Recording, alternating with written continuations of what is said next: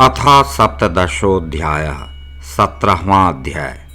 ब्रह्मांड के वर्णन प्रसंग में जम्बू द्वीप का निरूपण। सनत कुमार बोले, हे पराशर पुत्र व्यास जी, आप 7 द्वीपों से समन्वित भूमंडल का संक्षेप में वर्णन करते हुए मुझसे भली भांति सुनिए। भूमंडल में जम्बू द्वीप, प्लक्ष द्वीप, शालमली द्वीप, कुश द्वीप, क्रौंच द्वीप, शाक द्वीप और 7वां पुष्कर द्वीप है। ये सभी द्वीप 7 समुद्रों से घिरे हुए हैं। लवण, इक्षुरस, घी, दही, दूध और जल के जो समुद्र हैं, इन सभी के मध्य में जम्बू द्वीप स्थित है। हे व्यास जी, उसके भी मध्य में कनकमय सुमेरु पर्वत वर्तमान है, जो पृथ्वी के नीचे 16,000 योजन धसा हुआ है और 84,000 योजन ऊंचा है। उसका शिखर 32,000 योजन विस्तृत है। पृथ्वी तल पर स्थित इस पर्वत का मूल भाग 16,000 योजन विस्तृत है। यह मेरु पर्वत पृथ्वी रूपी कमल की कर्णिका के आकार में स्थित है। इसके दक्षिण में हिमवान, हेमकूट और निषद पर्वत और उत्तर भाग में नील, श्वेत और श्रृंगी पर्वत हैं। इन पर्वतों की लंबाई 10,000 योजन है।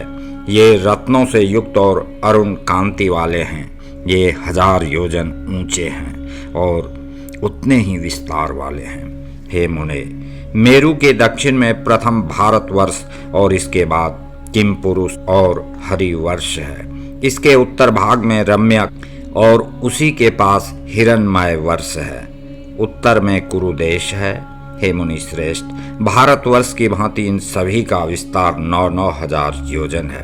हे मुने, मेरु के दक्षिण में प्रथम भारतवर्ष और इसके बाद किमपुरुष और हरिवर्ष है। इसके उत्तर भाग में रम्यक और उसी के पास हिरण्मय वर्ष है। उत्तर में कुरुदेश है।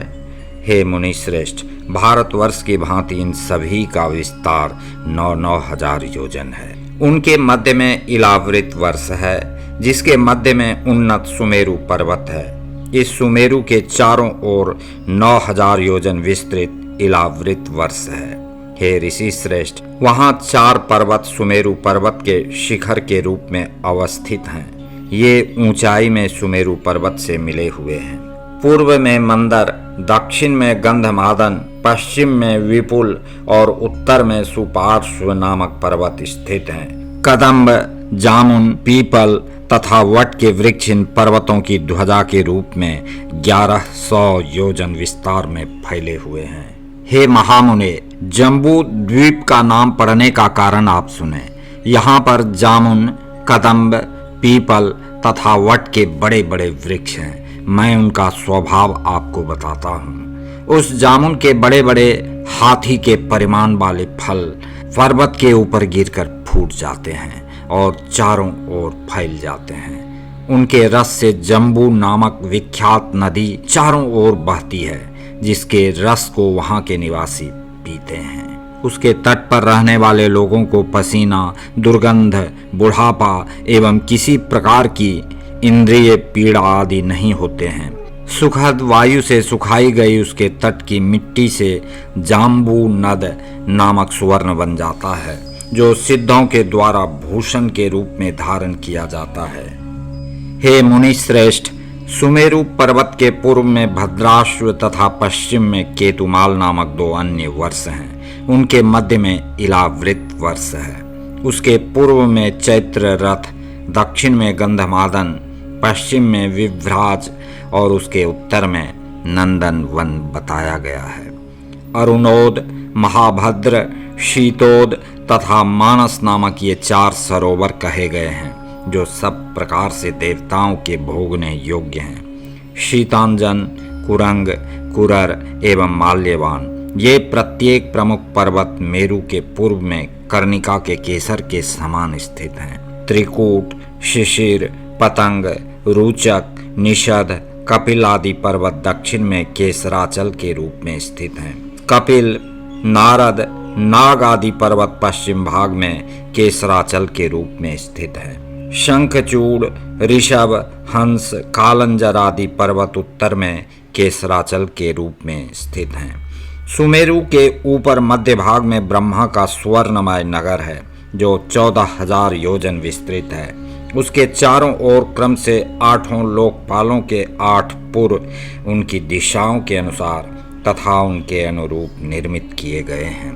भगवान विष्णु के चरणों से निकली वे गंगा जी चंद्रमंडल को आप्लावित करती हुई ब्रह्मा जी की उस पुरी में चारों ओर गिरती हैं। वे वहां गिरकर क्रमशः सीता, अलकनंदा, चक्षु और भद्रा नामक 4 धाराओं के रूप में चारों दिशाओं में प्रवाहित होती हैं। सुमेरु पर्वत के पूर्व में सीता, दक्षिण में अलकनंदा, पश्चिम में चक्षु और उत्तर में भद्रा नदी बहती है।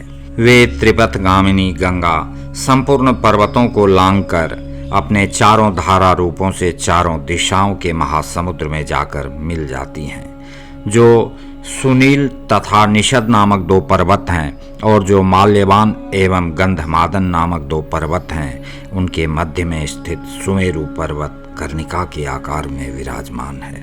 भारत, केतुमाल, भद्राश्व एवं कुरुवर्ष ये लोक रूपी पद्म के पत्र हैं। इस लोक पद्म के ये मर्यादा पर्वत जठर तथा देवकूट दक्षिण से उत्तर की ओर फैले हैं। गंधमादन तथा कैलाश पूर्व पश्चिम में फैले हैं। मेरु के पूर्व तथा पश्चिम की ओर निषद तथा नील पर्वत दक्षिण से उत्तर की ओर फैले हुए हैं और वे कर्णिका के मध्य भाग में स्थित हैं।